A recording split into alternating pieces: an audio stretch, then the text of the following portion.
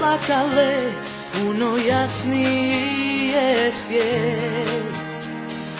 Rukama koje su čuljave, puno trajnije kret. S malo svjetla prepoznat ćeš put, dovoljno da se vratiš natrag. Jer kad jednom ti dohvatiš plug, više natrag se ne vraćaj. Stvorena za nebo, još od vječnosti. Ne griješi dušu zbog maloslemnosti, već nosiš prvu klicu uz grsa u dlanu urezan je križni put.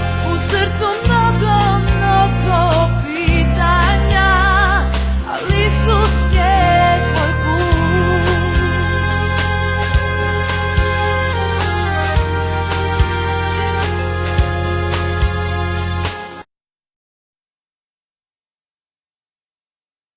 Hvala Isus i Marija. Danas sam gost u Župi Kočevinu u Hercegovini i želim vam lijep i ugodan ogled emisije. A sa nama će biti svećenik fra Ivan Landenka.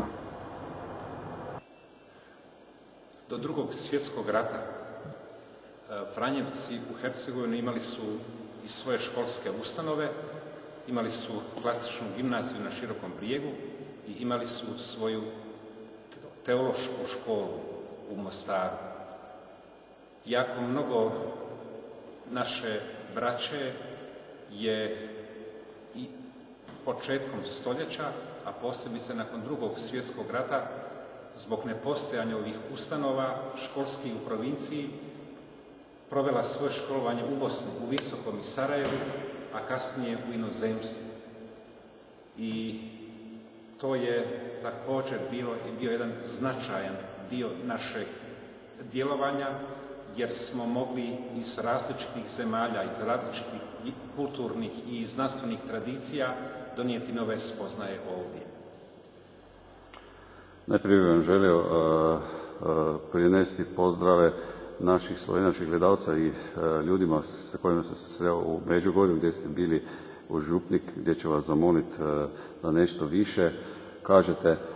Kako vi vidite plodove Međugorja i vjerovatno i dobro poznajete Međugorje i kako vi vidite sve ovo što se događa u Međugorju, gdje ljude dolaze, ne treba imati policajca, sve baš po mome mišljenju ureja Gospa. Međugorje je svakako jedan važan događaj ili jedan od događaja koji je važan za crkvu posljednjih 30 godina. Važan je iz dva razloga.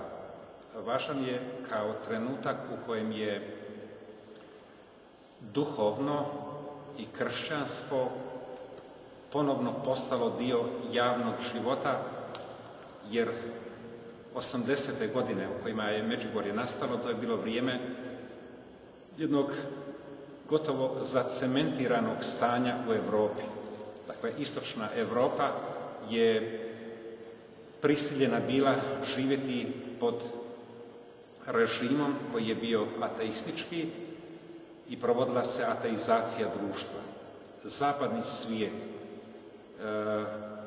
također je bio u previranju i ne samo na istoku da nije bilo lagano biti kršćani, nego jednako tako i na zapadu se dogodila jedna vrsta ateizacije, ne pod državnim patronatom, nego više materijalističkim pogledom na svijet. I Međugorje se rodilo u takvom vremenu, dakle prva Gospina ukazanja bila su u tom vremenu. Ono što je za Međugorje uvijek jako važno ponoviti jest da Međugorje mora uvijek biti tumačeno i shvaćeno kao dio crkve i povijesti spasenja ovoga trenutka. Međugorje je uraslo u život crkve ponajprije sakramentalnim životom. Ukazanja su bila jako važna, vidioci su bili jako važni, svećenici koji su dolje radili bili su jako važni. Ali ono što je od početka bila najvažnija i najsrčnija stvar u svim međugorskim događajima jest sakramentalni život. Slavljenje Euharistije i slavljenje sakramenta pomirenja svete ispovjedi. Ta dva sakramenta su karakteristična za međugorsku duhovnost i duhovnost koja se rodila iz Međugorja u biti je na tragu, ja bih je nazvao pokorničke kulture, obraćeničke kulture koja je od početka u crkvi bila jako naglašena. Ti plodovi su prepoznatljivi kroz obilje hodočasničkog života, kroz mnoštvo molitvenih zajednica ili grupa koje su se diljem svijeta, nakon što je netko od hodočasnika bio u Međugorju i to iskustvo međugorske duhovnosti želio je prenijeti u mjesta gdje živi, pa su formirane manje ili veće molitvene grupe. Plodovi Međugorja također su prepoznatljivi i u tome što je duhovnost Međugorja jedna vrlo jednostavna duhovnost koja nije zahtjevna i potrebno je znati najosnovnije molitvene oblike da možemo tu duhovnost živjeti. Također, kao plod međugorskih događaja ili barem dijelom tih događaja jest aktualizacija posta u životu kršćanskom, aktualizacija posta kao jednog oblika pokorničkog života, ali kao oblik odgoja za osjećaj Božjega djelovanja i Božje nazočnosti i Božjega spasenja, ali isto tako i kao jedan znak da smo kroz post u stanju bolje shvatiti društvenost i potrebe ljudi koji su oko nas. Molim vas da nam predstavite vjersku humanitarnu organizaciju Međugorje mir. Poziv na obraćanje kao put prema miru uključuje i svijest da jedan kršćanin ne može biti ravnodušan na stanje svijeta i društva oko njega. Onaj koji osjeća i koji prihvaća put obraćanja prema miru, također osjeća da mora brinuti o svom bližnjem. I još od prvih gospelnih ukazanja i prvog dolaska hodočasnika mi smo osjećali da oni koji dolaze u Međugorje kao hodočasnici da su voljni pomoći nam u onim potrebama koje su tada bile aktualne, bilo da se radilo o siromašnima, bilo da se radilo recimo o izgradnji pojedinih objekata vjerskih koji su bili neophodni našoj crkvi. Još prije rata su hodočasnici iz Italije dovozili humanitarnu pomoć. To je bilo osnovne prehrambene artikle, brašno, ulje, šećer, zatim lijekove i oni su ih darivali pojedinim gradovima u Bosni gdje je tada gospodarska kriza strašno već bila se pokazala, osobice u gradovima koji su ovisili o metalnoj industriji i u iskorištavanju uglja. Rat koji je zahvatio ova područja bio je za hodočasnike poziv da pomognu u onome u čemu su ljudi onog trenutka oskudijevali. A oskudijevalo se u mnogo čemu. Dakle, trebalo je hrane, odjeće, obuće, lijekova. Zatim je trebalo također pomoći onima koji su u ratu teško stradali, civilne žrtve rata. Zatim također i hrvatski vojnici koji su bili ranjavani i nisu ponekad imali dovoljno mogućnosti da se liječe ovdje u našim bolnicama. U Splitu je 1992. pokojni fra Leonardo Poreć, koji je i ljubljanski student i doktorirao je teologiju na Ljubljanskom katoličkom fakultetu. On je otišao sa jednom grupom fratara u Split i tu je organizirao preko prijatelja koje je poznavao, preko hodočasnika međugorskih i međugorskih udruga, pomoć za izbjeglice, za prognanike, za bolesne, za djecu koja su ostala bez jednog ili oba dvoje roditelja i nastojao je također brinuti se da se nešto sredstava financijski i novca namakne za školovanje, bilo studenata, bilo srednjoškolaca. I s jednom grupom je u Splitu osnovao udrugu Međugorje Mir Split, koja djeluje još i danas. Njezino sjedište je još uvijek u Splitu i prije 2 godine djeluje jedan ured Međugorje Mir u Međugorju u sklopu sada Majčinog sela koje brine o siročadi. Negdje oko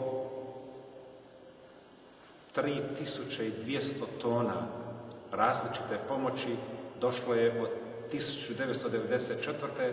do prošle godine. Također je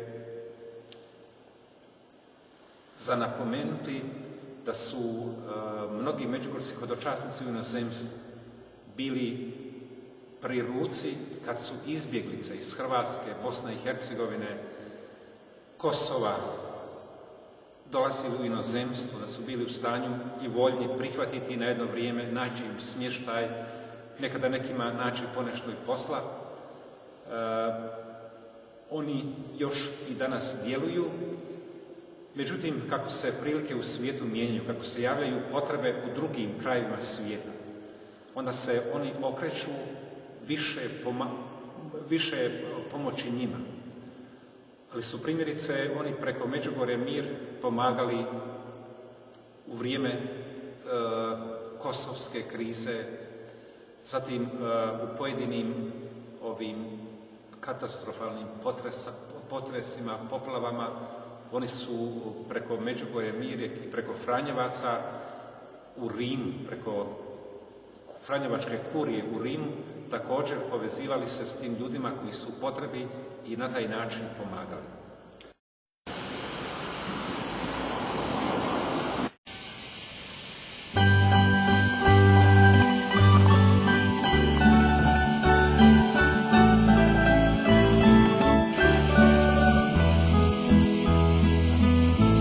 Draga djeco, ako ostvarujete poruke, stvarate sjeme svetosti. Ja sam spremna isprositi od Boga sve što tražite da bi vaša svetost bila potpuna. Promijenite smjer života, žrtvujte se za spas svijeta, neka ljubav i dobrota budu u srcu vatra sveta. Okrenite leđa tami na putu vam zamke stoje, uz vas gdijem niste sami, ostvarite molbe moje. U dane kušnje palite svijeću, na svijetu je Kristovu sjaju. Danas na zemlji želim vam sreću, a sutra radost sa mnom u raju. U dane kušnje palite svijeću, na svijetu je Kristovu sjaju. Danas na zemlji želim vam sreću, a sutra radost sa mnom u raju.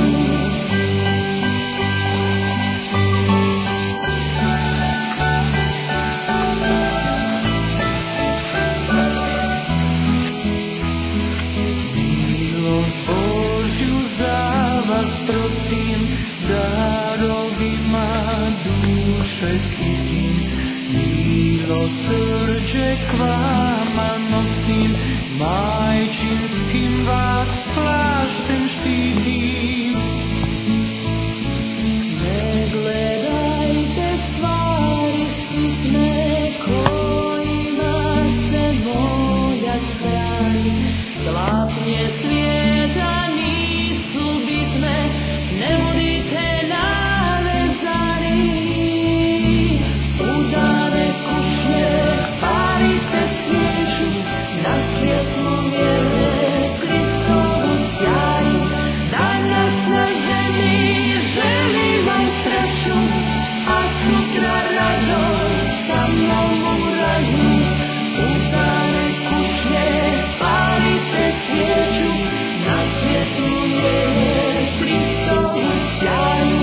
Danas na zemlji želim vam sreću, a sutra radost sa mnom u raju. Danas na zemlji želim vam sreću, a sutra radost sa mnom u raju.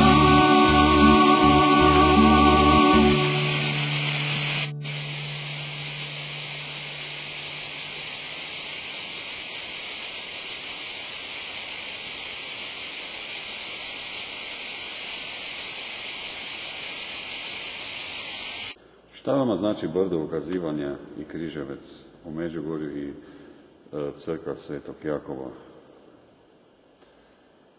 Tih troje su one središnje točke Međugorja, crkva Svetog Jakova kao mjesto slavljenja Euharistije i sakramenata, zatim Križevac kao mjesto gdje se susrećemo sa Kristovim trpljenjem i sadržajem i značenjem toga trpljenja, njegove smrti i križa, i Brdo ukazanja kao mjesto na kojem je započeo međugorski događaj, nazovimo ga tako. Brda Križevac i Brdo ukazanja su mjesta koja nisu, ajde nazovimo ga tako pod navodnicima, opterećena velikim službenim programima, nego i na Križevcu i na Brdu ukazanja imamo samo jedan put tjedno molitvu krunice, odnosno pobožnost puta križa. Sve drugo vrijeme je ostavljeno hodočasnicima i oni mogu sami prema svojoj potrebi, prema svom nadahnuću moliti, pjevati, razmišljati, provesti jedno vrijeme pod vedrim nebom i tu tražiti Gospodina i tražiti lice njegovo. Šta vama znači Sveta Misa, oziroma svima nama? Od početka Sveta Misa, Euharistija je zajedništvo, komunio. Za mene kao svećenika Sveta Misa je najizvornije zajedništvo s Isusom Kristom. Zatim, kao svećenika, to je za mene najizravnije zajedništvo sa vjernicima. Stoga držim da Euharistija treba biti i ostati središnji događaj u životu crkve. Crkva se, ajde dobrim dijelom, rodila i kroz Euharistiju. I vidimo još da je jako važno da onamo gdje je Marija čašćena, također Euharistija puno više znači vjernicima. Svi možda sjećate kako je bio život u vašoj porodici kada ste bili dete, vjerovatno će biti to interesantno i za naše gledalce emisije Putevi, ove mlađe koji baš u Sloveniji i ne poznaju ovakvog načina, baš većina. Ja sam rođen u obitelji koja je imala 5 djece i s nama djecom i roditeljima također je živio stric moga oca i njegova supruga. Bilo nas je praktično 9 u kući. Otac je bio rudar i ponešto smo se bavili poljoprivredom. Djetinjstvo je bilo djetinjstvo jednog prosječnog djeteta ondašnjeg trenutka. Nisam ni u čem oskudijevao, nisam ni u čem obilovao, ali mogu kazati da sam imao prigodu odrasti u jednoj obitelji koja je imala jednu ravnotežu, ljudsku, kršćansku, radini su bili, obitelj je bila skladna i sve ono što smo možda tada željeli, a nismo mogli dobiti, vratilo nam se kroz to zdravlje naše obitelji, naše kuće. Vjerojatno je i potrebna molitva, možda zajedno, možda u crkvi i vjerojatno je to ovo što ljude porodico poveziva. Oni koji zajedno mole i kažu koji zajedno blaguju jedu, da su puno više u stanju pretrpjeti, što znači da steknu kroz jednu vrstu izdržljivosti na teškoće, posebno na sitnice koje ponekad ljudima danas predstavljaju ogromne probleme. Mi smo zajednički molili gotovo svaku večer. Nedjeljom smo išli u crkvu. Bili smo jedna obitelj kao manje više i svaka druga. Ali jedna obitelj koju ja držim da mi je u životu dala jako mnogo. Što bi možda preporučili ovim našim mlađim gledalcima koji nas gleda koje baš nije ospredio sveta misa, Euharistija, molitva, kako će ih privući nazad k Božji ljubavi? Čini mi se da je svijet u kojem danas odrastaju mladi ljudi jedan potpuno drugi svijet od onog u kojem sam ja odrastao i ponekad je vrlo teško kazati prava rješenja. I drugo što također moramo uvijek naglasiti da mladi ljudi danas imaju puno težu zadaću odrasti u jednom zdravom ozračju i u zdravom smislu nego što smo to imali prigode mi. Za njih je to puno teže. I to uvijek nekako moramo imati pred očima. Mladim ljudima je danas potrebna strpljivost i izdržljivost. Bilo da se radi o njihovim zadaćama u školovanju, izobrazbi, u vjerničkom životu, i također u životu obitelji. Mislim da je važno da shvate svoj život, posebno mlade godine, kao jedno koracanje, korak po korak, na mnogim područjima života i da ne pokušavaju preskočiti pojedina razdoblja života i ponekad prebrzo odrasti. Jer to prebrzo odrastanje je slično kao danas to susrećemo sve više kod mladih koji naglo rastu, onda imaju problema s kralježnicom. Ako preskačemo razdoblja u odrastanju, odgoju, izobrazbi, to je kao da pokušavamo preskočiti jedan razred u školu. Važno je za njih da malo, rekao bih, laganije, naravno ustrajno, izdržljivo, ali malo laganije idu prema dobi odraslosti. Za život je duhovnost nešto bez čega se ne može živjeti. Danas imamo čak među ljudima koji kažu da ne vjeruju u Boga potrebu za duhovnošću. I to ljudi sve više otvoreno kažu, nama treba to.